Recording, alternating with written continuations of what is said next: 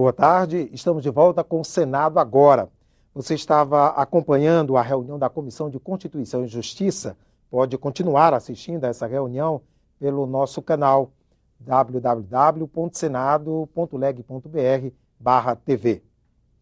A presidente Dilma Rousseff sancionou o orçamento de 2015 com vetos a 2 dispositivos. Ela manteve o aumento do fundo partidário, que triplicou. A lei orçamentária anual prevê uma receita líquida de 1 trilhão e 200 bilhões de reais para o ano de 2015. Mas, em 30 dias, o governo deve anunciar o valor do corte de recursos que deve fazer para alcançar a meta do superávit primário, que é de 1,2% do produto interno bruto. Alguns senadores esperavam que os cortes já começariam pelo veto da presidente Dilma Rousseff ao aumento do fundo partidário, que passou de 286 para 867 milhões de reais. Nesse momento de crise, de cortes em educação, saúde, obras, nesse momento de ajuste fiscal em que a sociedade é sacrificada, triplicar o valor do fundo partidário é um escárnio. A presidenta sanciona o fundo partidário com um aumento muito grande e desde logo anuncia que vai contingenciar. Ela, sem dúvida nenhuma, escolheu a pior solução. Ela deveria ter vetado, como muitos pediram, porque aquilo foi uma coisa que foi aprovada no meio do orçamento, sem que houvesse um debate suficiente sobre ela. A presidente sancionou todos os valores, os recursos a mais que nós colocamos para a saúde, para a educação, para o programa Minha Casa Minha Vida, para programas sociais e de infraestrutura. Portanto, o orçamento e a decisão do Congresso está preservado. A presidente Dilma Rousseff também vetou 2 dispositivos da peça orçamentária, o que estabelece o coeficiente de repasse do orçamento para fomento de exportações de estados e municípios e o que cria vagas para os quadros da Receita Federal e do Banco Central. Para o relator do orçamento, o senador Romero Jucá, os vetos não comprometem o orçamento aprovado. A presidenta vetou, esses 2 vetos serão discutidos no Congresso. O presidente Renan Calheiros manifestou apoio à proposta que permite a utilização por estados e municípios de parte dos recursos referentes a depósitos feitos para salvaguardar processos judiciais e administrativos em andamento. A utilização desses recursos funcionaria como um empréstimo, já que eles seriam devolvidos e remunerados, mas a um custo menor que os juros cobrados do mercado financeiro.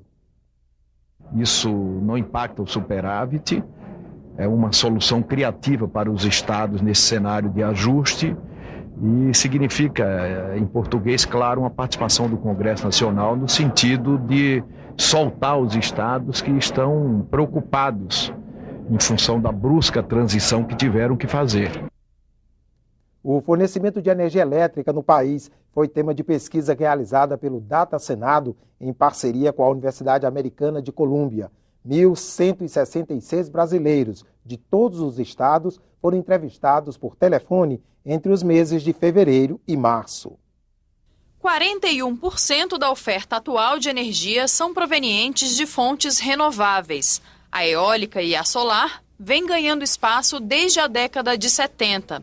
Apesar de produzirem a um custo mais alto, não emitem gases poluentes e têm o apoio de 85% da população, segundo pesquisa do Data Senado.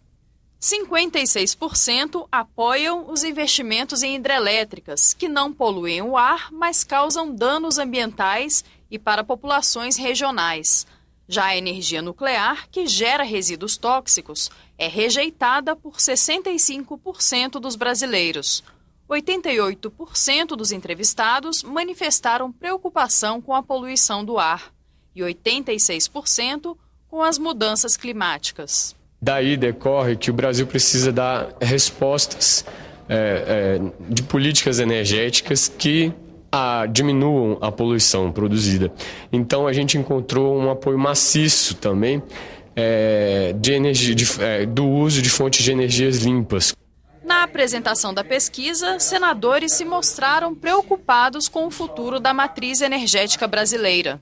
A capacidade de captar energia fotovoltaica que está subaproveitado, o insumo básico, que são Os painéis no Brasil estão muito caros, tá certo? A gente precisa estar discutindo leis e regras para incentivar o empresário a investir no país, que é o maior produtor de silício do mundo, para poder fazer realmente painéis de fotovoltaico competitivos. Eu vou requerer, já nos próximos dias, senador Garibaldi, requerer a vinda aqui do responsável pelo planejamento e o desenvolvimento energético do Ministério, Dr. Altino Ventura, que aí vai nos responder caso a caso das várias alternativas de energia. Aproximar o governo, porque parece que está havendo uma falta de conexão entre o que o Instituto pesquisa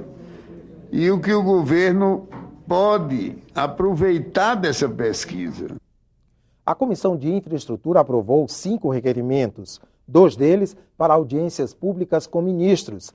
Ricardo Berzoini, das Comunicações, deve falar sobre o programa de banda larga e Nelson Barbosa, do Planejamento, sobre o ajuste fiscal. As reuniões ainda não têm data marcada. A Comissão de Educação, Cultura e Esporte discutiu hoje em audiência pública a questão do artesão no Brasil. A repórter Roberta Cruz tem os detalhes. Na abertura da reunião, a senadora Fátima Bezerra lembrou que o Senado já aprovou a regulamentação da profissão de artesão e pediu que a Câmara também aprove o projeto, que vem sendo analisado pelos deputados desde 2010.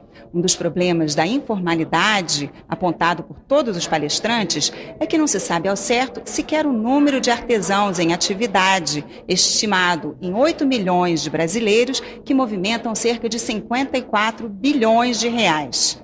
A representante do setor criticou programas e ações de governo e pediu a valorização do artesão e do trabalho que ele realiza. A Comissão de Constituição e Justiça aprovou a indicação de Reinaldo Soares da Fonseca para ministro do STJ, o Superior Tribunal de Justiça. A indicação segue para o plenário. Maranhense, 51 anos, Reinaldo Soares da Fonseca é desembargador do Tribunal Regional Federal da Primeira Região, que abrange 14 estados e tem sede na capital da República. Ele afirmou ser contra a redução da maioridade penal. É hora de pensarmos na alteração da minoridade penal? Ou é hora de pensarmos efetivamente na construção e na eficácia das medidas socioeducativas para os menores? Eu digo isso sem nenhum preconceito de alteração de 18 para 16 anos. A questão não é essa. A questão é, vamos alterar para 16. E vai surtir o efeito que a sociedade espera, porque nós vamos aumentar os 711 mil enclausurados. E o que fazer? Reinaldo coordenou a área de conciliação do TRF da Primeira Região. Por isso elogiou a ampliação das possibilidades de arbitragem e mediação que estão sendo debatidas no Senado, mas disse que é preciso mais do que mudar a lei. Segundo o ministro Lewandowski, presidente do Supremo Tribunal Federal, agora em recente palestra para juízes de execuções fiscais, Sua Excelência demonstrou que já são quase 100 milhões de processos no judiciário brasileiro. Portanto, se somos 200 milhões de habitantes, para cada 2 brasileiros nós temos um litígio, uma controvérsia judicial. Isso é grave, porque nós temos que refletir sobre o porquê que a sociedade brasileira não consegue dialogar. O Senado agora volta a qualquer momento com outras notícias. E se você quiser receber informações da programação da TV Senado, se inscreva no nosso canal do YouTube. Acesse youtube.com/TV Senado. Boa tarde.